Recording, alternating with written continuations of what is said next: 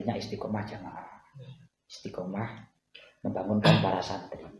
Ya. Bahkan di sebagian pondok juga sampai ada yang disemprot gitu kan ya. Ya itu termasuk saya pelakunya. Saya korban. Ada korbannya. Ya, saya itu termasuk pelaku dan sampai sekarang. Sebenarnya simpel, remeh. Tapi dapat mendidik santri di bawah. Oh, sekarang subuh, saya harus bangun. Itu saja. Dan lengkap ya. Contoh mana Fathul Qorib ya, kan ubudiyah, kemudian apa muamalah gitu. Yang paling penting munakah. Ya, yang terakhir dia munakah ini kalau praktek itu. Nah, ini kayaknya kita harus belajar munakah ya, karena mau ini terjun ke sana gitu. Dulu yang ini yang belum ya, praktek bocoran lah. Ya, agar menyusul.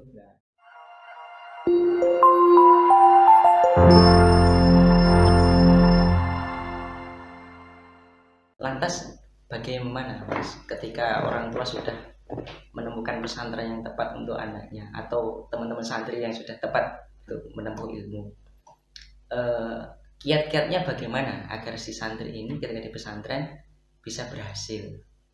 Mungkin bisa berangkat dari pengalamannya panjenengan aja. Kan dia berhasil berarti. Ini masih kita masih belajar. Ya masih 50-50 cuma harapannya berhasil. Berhasil.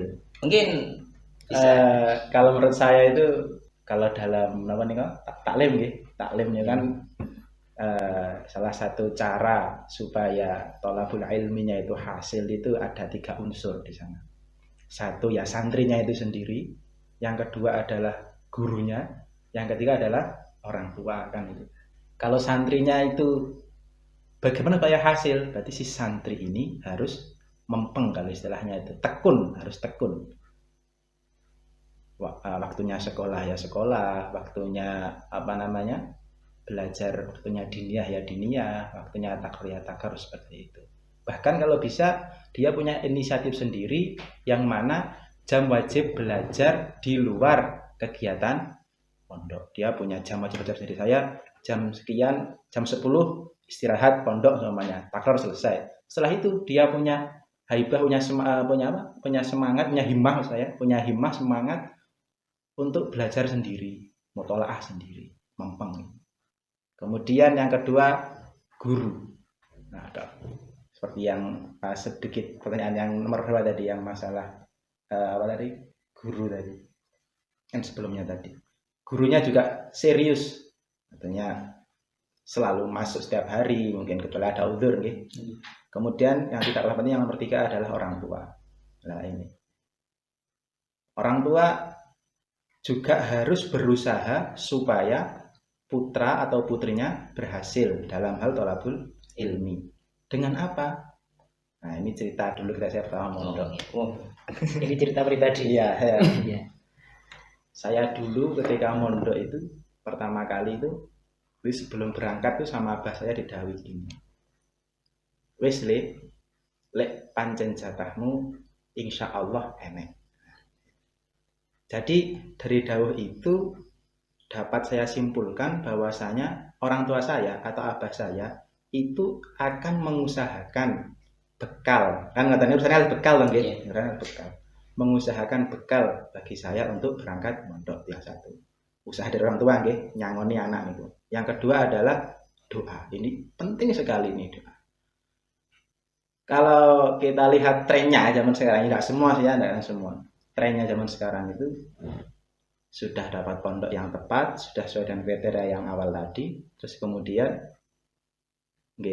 orang tua di rumah lupa mendoakan. Nyangoni, hanya sekedar nyangoni pokok anakku tak kirim ning pondok nyapo pokoknya tak kirim terus. Nah, itu kurang sempurna nanti hasilnya.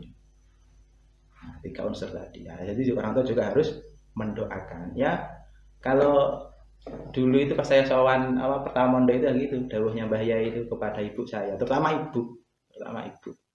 Itu jangan lupa Fatihah kepada putra-putrinya. Jangan lupa untuk mendoakan putra-putra yang di pondok. Jadi ketika 3 unsur ini mulai dari santri, kemudian guru, orang tua tadi juga istilahnya serius untuk memperjuangkan, maka insya Allah ilmu itu akan hasil seperti itu.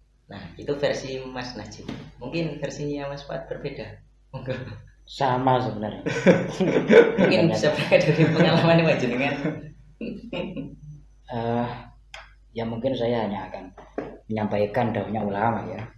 Termasuk resep agar berhasil itu kita tengok ke ayat Al-Quran dalam surat Al-Kahfi itu ketika Nabi Musa berkelana mencari ilmu kepada Nabi Khadir. Kalau dalam satu versi kitab itu bifathil Khadir bukan Khidir. Tapi saya pernah baca Khadir terus dibelirik sama teman-teman. Kalau Khadir kenapa tidak Khidir? Ya sudah enggak apa-apa, belum tahu kan. Mondok dulu berarti. Ya, jundup aja. Iya. Kemudian termasuk resep kalau dalam surat Kahfi itu adalah jawaban dari Nabi Musa. Ketika Nabi Musa minta izin kepada Nabi Khadir untuk talabul ilmi, ketika Nabi Khadir melarang, kamu tidak akan kuat mengikuti saya. Terus dijawab oleh Nabi Khadir, oleh Nabi Musa bahwa satajiduni insyaallahu sabira wa la a'si laka amra. Jawaban Nabi Musa itu, wahai Nabi Khadir, engkau akan menemukan diri saya itu sebagai sosok yang penyabar. Yang kedua adalah sebagai sosok yang la a'si laka amra, yang tidak pernah melanggar peraturan. Nah, saya kira dua hal ini sudah cukup kita ambil iktibar. Saya tidak menafsiri Al-Quran, cuman ambil iktibar. Ambil iktibar bahwa termasuk resep keberhasilan dalam menuntut ilmu selain mempeng tadi, bapak ibu gurunya juga istiqomah mengajar, orang tuanya memberikan ekonomi yang layak dan juga mendoakan di rumah, juga harus sabar. Dan yang patut untuk digarisbawahi, yang dituntut untuk sabar pertama kali oleh Allah itu bukan siswa. Kita tengok lagi dalam ayat Al-Quran, wasbir nafsaka ma'alladzina yada'una rabbahum bil ghadati wal 'ashyi yuriduna wajhah. Coba kita tengok, wasbir itu kan fi'il amar. Fi'il amar berarti perintah. Yang perintah siapa? Allah. Nafsaka itu siapa? Kanjeng Nabi. Ma'alladzina yada'una rabbahum itu siapa? Sahabat. Pertanyaannya, Nabi itu guru atau siswa? Guru. Sahabat adalah siswa. Ternyata yang pertama kali diminta oleh Tuhan untuk sabar itu bukan wasbiril ladzina yad'una ma'an nabi, melainkan wasbir nafsaka, wahai Muhammad, kamu sabaro bersama para sahabat yang notabene-nya adalah siswa. Maka bagi Mas Yusril mungkin sudah menjadi guru, kemudian punya siswa-siswa yang kemungkinan agak istilah Jawanya ada niwo, yang memang harus sabar. Saya pun ketika semisal membangunkan santri itu sudah dibangunin dengan cara pelan-pelan, bangun gede-gede terus pindah ke pojokan tidur lagi, terus pindah tempat lagi. Ya memang saya dituntut sabar. Yang saya ingatkan cuma itu, wasbir nafsaka ma'al ladzina. Yang diperintah pertama kali sabar itu adalah gurunya, karena status Kanjeng Nabi itu adalah guru dari para sahabat. Ngomongnya awake dhewe teman. Lah, daripada ngomongin orang lain. Daripada ngomongin orang lain. Nah, sabar ini yang pertama kali diperintah adalah gurunya, nisbatnya di sini ya kiai dan punyainya. Kemudian yang kedua juga santrinya harus sabar. Itu termasuk resep, karena kalau tidak sabar ya gagal. Sabar itu sangat luas. Contoh, kita ngaji kitab inilah atau mungkin setebal ini, ya kan? Semisal kita tidak sabar mengkaji kitab ini, kita pasti akan putus tengah jalan. Kalau dalam taklim istilahnya sabar terhadap kitab. Caranya bagaimana? Ya ngaji sampai tuntas, jangan separuh-separuh. Mondok juga sama, harus sabar. Mulai kelas 1, nisbatnya di Mampu Aluda ya kelas 1 sampai kuliah semisal. Tidak putus tengah jalan. Tidak kok terus tamat ula terus boyong. Iya, boyong. Atau mungkin tamat usto sudah begini kan nanti separuh. Itu harus kita Apalagi sadari. ditambahi lagi khidmah, wah Lah. mantap itu. Sebenarnya khidmah itu batas minimal ya, Batas bukan minimal. tamat kuliah. Batas minimalnya kalau sudah. Nanti saya mau ngomong masalah khidmah sedikit Iya. nanti ya Pak. Siap. Kemana tadi kita bahas? Sabar gurunya. Oh, sabar. Jadi sabar itu luas.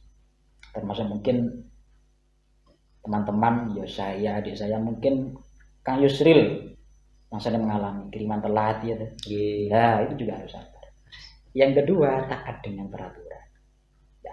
Kalau kita sudah dihadapkan dengan peraturan, agar kita bisa mematuhinya, yang dipandang jangan peraturannya, tapi siapa yang buat peraturan itu. Nisbatnya di Mampu Aluda, semisal di pondoknya adik saya ini, pengasuhnya Pak Nik saya, Kiai Hudori Majid semisal, buat peraturan. Jangan sampai santri itu melanggar peraturan. Caranya bagaimana agar melekat dalam hati? Jangan mandang peraturannya, tapi mandang siapa yang buat peraturan. Orang-orang soleh. Nah, kalau kita melanggar peraturan, berarti kita tidak hanya melanggar tulisan yang ada di papan tertulis peraturan, tapi melanggar perintah dari kiai kita. Sekarang pertanyaannya, bagaimana mungkin kita bisa berhasil? Peraturan kiainya saja dilanggar. Ini langgar dalam arti bukan langgar musola ya. Ya, nanti disalahartikan. Melanggar tidak mentaati. Ya, tidak mentaati. Dalam arti tidak mentaati. Dan mungkin masih banyak hal lain lah. Hal lain yang harus ditopang. Tapi yang perlu diingat, tetap thalabul ilmi itu bitta'allum. Mencari ilmu agar sukses itu dengan belajar. Adapun yang lain sifatnya adalah sekunder. Primernya itu harus belajar. Maka ketika nanti ada orang kok ingin menjadi alim, bisa berbahsul masail, bisa mengarang kitab, bisa mensyarai kitab, bisa debat dengan orang-orang alim, tapi dia tidak pernah belajar. Kalau dalam kitab taklim itu dikatakan junun funun. Kalau boleh saya ungkapkan bahasa Jawa, gemblung itu warna-warna. Termasuk gemblung sing warna-warna itu apa? Pengen ngalim tapi ra gelem belajar. Pengen cerdas tapi tidak mau belajar. Pengen kaya tapi tidak mau bekerja. Nah, tidak mau bekerja. Ini terlepas dari takdirnya. Iya. Gitu.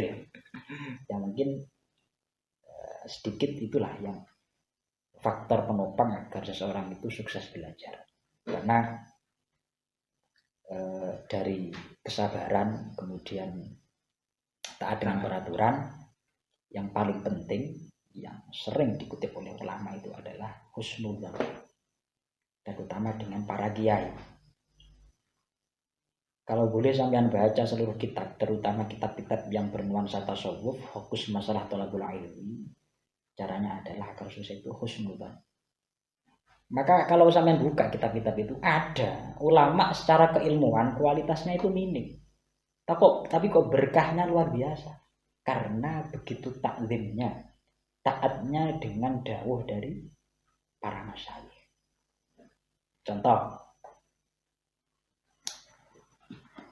cara pandang kepada guru-guru kita itu harus bi'ainil takrib wa ta'zim. Pandangan yang memuliakan, yang mengagungkan, bukan pandangan mengejek. Itu di hati tetap. Dengan pandangan seperti itu akan memunculkan ittisal ar-ruhi. Itu bisa ditemukan di kitab nukilan saya, ada itu halaman 19. Nanti silakan dibeli. Itu ada ittisal ar-ruhi. Kalau kita memandang guru kita semakin baik pandangan itu, ya akan semakin banyak pula ilmu yang kita peroleh. Madatnya itu semakin banyak. Karena kalau kita bandingkan Abu Lahab itu, atau sahabat dulu lah. Sahabat itu bisa dinamakan sahabat. Seseorang bisa dikatakan sahabat ketika ijtima dengan Kanjeng Nabi. Walaupun masanya tidak lama. Tapi kalau orang bisa dikatakan tabi'in, era setelah sahabat, durasinya harus berkumpul dengan sahabat dengan durasi yang lama. Kok ada perbedaan di sini? Bisa dikatakan sahabat ketika beliau sudah berkumpul dengan Nabi dalam keadaan iman tentunya ya. Walau lahdzah, walaupun sebentar. Tapi untuk dikatakan tabi'in, beliau harus berkumpul dengan era atasnya sahabat, tapi dengan durasi yang lama. Pertanyaannya kenapa kok ada syarat harus lama? Kalau sahabat kok tidak? Jawabannya adalah karena para sahabat itu sudah pernah terpancar nur Muhammadiyah. Sebaik-baiknya sebuah relasi, sebuah koneksi ya, sebuah koneksi hubungan adalah ketika seseorang sudah mendapatkan pancaran nur Muhammadiyah, sudah pernah berjumpa dengan Kanjeng Nabi. Tapi ya kembali lagi, Abu Lahab pernah jumpa Nabi enggak? Oh, sering. Sering kan? Namanya. Tapi kenapa tidak bisa terpancar dengan nur Muhammadiyah? Karena satu faktornya. Apa? Karena Abu Lahab memahami bahwa Nabi Muhammad itu adalah yatimu Abi Thalib, anak yatimnya Abi Thalib. Gara-gara Abu Lahab memandang Muhammad sosok yang biasa. Ibaratnya kita itu saya minum, kamu minum, saya qadha'il hajat, kamu juga sama, dan seterusnya. Hanya melihat dari sisi basyariyah saja. Melihat dari sisi kemanusiaan saja. Tapi beda dengan para sahabat. Sahabat mandang Kanjeng Nabi sosok yang istimewa, maka mendapatkan predikat sahabat yang dijamin masuk surga. Maka kalau ditelisik dalam usul fiqh, hadis mursalnya sahabat pasti bisa dijadikan hujjah seperti dalam kitab Waraqat. Beda kalau tadi tidak bisa, kecuali hadisnya Sa'id bin Musayyib. Itu powernya sahabat karena memandang Kanjeng Nabi sebagai sosok yang istimewa. Lah pandangan semacam ini harus kita terapkan ketika di pondok pesantren. Agar berhasil, selain kita belajar sungguh-sungguh ada doa tadi, mentaati peraturan, kita harus pandang guru-guru kita dengan bi'aini rahmah, bi'aini ta'zim wa takrim, bahwa guru kita adalah sosok sing paling apik wis ngono wis.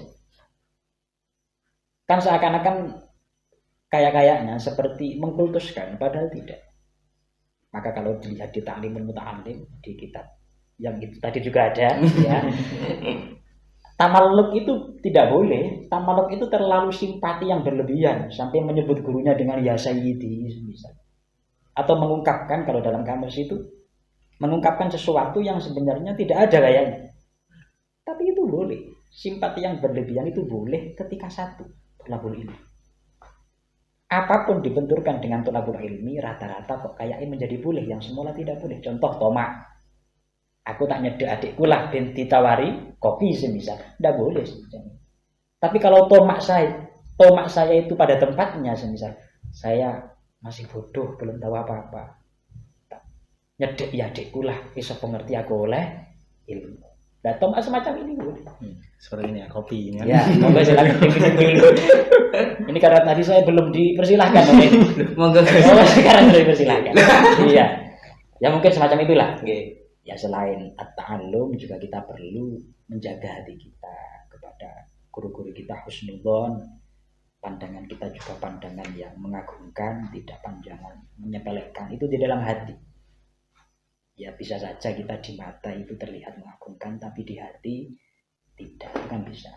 Pandangannya adalah tolak ukurnya adalah hati kita masing-masing. Itu mungkin sebagian lah. Kalau yang lain masih banyak, kita nanti dilanjutkan lain kali saja ya. Okay. Kita perlu ngobrol pribadi. Okay. Jadi sementara itu dulu terkait dari Mas Fuad kiat-kiat agar santri berhasil di pondok pesantren. Tadi Mas Najib ingin menyampaikan terkait hikmah. Ini sedikit flashback. Ilmu yang diajarkan di pesantren adalah ilmu yang sempurna kan katanya. Awal sampai akhir. Itu nanti akan lebih sempurna ketika nanti ditambahi dengan hikmah kepada para masyayikh. Hikmah di pesantren itu apa ya, banyak. Mungkin sama masyayikh sama romayai diberikan amanah atau tugas untuk mulang, ya alhamdulillah. Kemudian ada mungkin yang bagian istilahnya ngurus toko, nah itu ya hikmah juga. Kalau kita sedikit bicara masalah tasawuf nih, dalam Sulam Taufik kita Salimul Fudala, dalam Salimul Fudala itu ada istilah pertama itu adalah syariat, kemudian ada istilah barekah, kemudian nanti ada istilah hakikah kan. Nanti ada wakil ada yang 4 itu ma'rifat kan. Nah, kalau saya pahami dalam kitab Sunan Fudalah itu, ya mungkin nanti kalau salah dibenarkan oleh Mas Pak. Tapi insya Allah benar. Saya itu kalau sama beliau itu, Masya Allah juga selain kakak juga. Ya sebenarnya karena ada Saya- kamera gitu. Selain kakak juga beliau ini guru saya. Saya sering istifadah kepada beliau. Cangkruk ngopi itu santai itu. Saya sering ambil ilmu dari beliau. Saya kadang ya dinasihati. Ini loh, ini. Ya seperti itu. Saya bayar berapa tadi? Tadi apa tadi? Karena dia ada syariah, kemudian ada Torah, ada hakikah nanti. Kalau syariah itu menurut saya pahami itu adalah setiap hal yang wajib. Seperti halnya kita diperintahkan untuk sholat, ya zakat, puasa itu kan wajib. Itu syariat. Kemudian torekoh itu kalau saya pahami itu sunnah.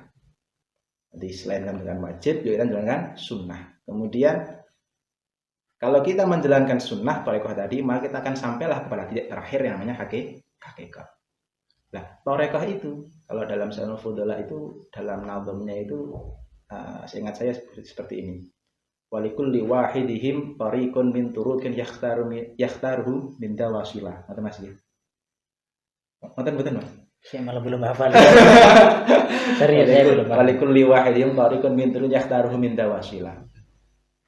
Jadi setiap orang itu punya metode, punya cara untuk dia bisa wusul atau sampai kepada Allah.